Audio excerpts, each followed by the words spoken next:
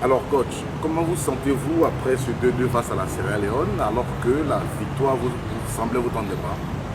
Beaucoup de frustration, un double sentiment, un sentiment d'avoir fait 99% du travail, un match solide, cohérent, accompli. Et sur des petits détails, on est encore puni, on n'est peut-être pas assez efficace dans nos phases offensives où on a eu beaucoup d'occasions de but, on peut dire d'occasions de but franches, avec un pénalty raté, 18 tirs, je crois 18 occasions où on met que seulement 2 buts.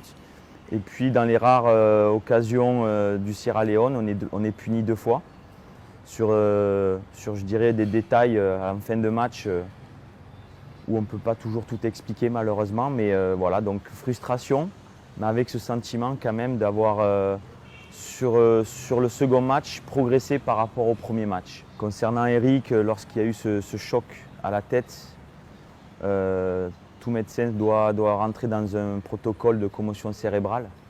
Donc le joueur avait une grosse entaille au niveau du crâne. Donc il a été pris en charge par le médecin.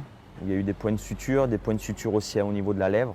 Concernant Badra, son genou, il est allé faire des examens. Donc tout est aujourd'hui sous contrôle. Il semblerait que ce soit en bonne voie.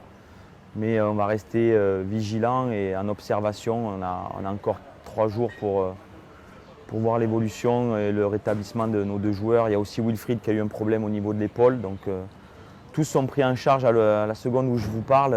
Ils sont en salle de soins pour essayer de se soigner le mieux possible et le plus rapidement possible. Je l'avais dit, je crois, dès le mois de septembre que ça serait une poule ouverte. Je crois qu'aujourd'hui, ça se vérifie. Aujourd'hui, après le second match, ça fait 4-2-3-1 au niveau des points. Donc tout le monde est concerné encore pour une éventuelle qualification.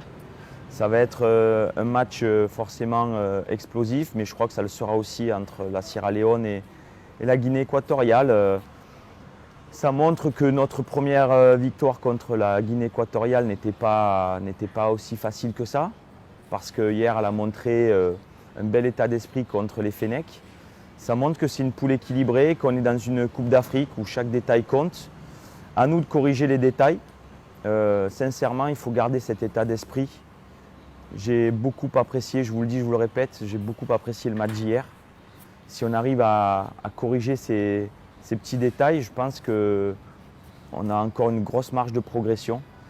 On doit se rassurer, c'est vraiment le mot, on doit se rassurer dans tout ce qu'on fait, parce qu'on le fait quasiment parfaitement.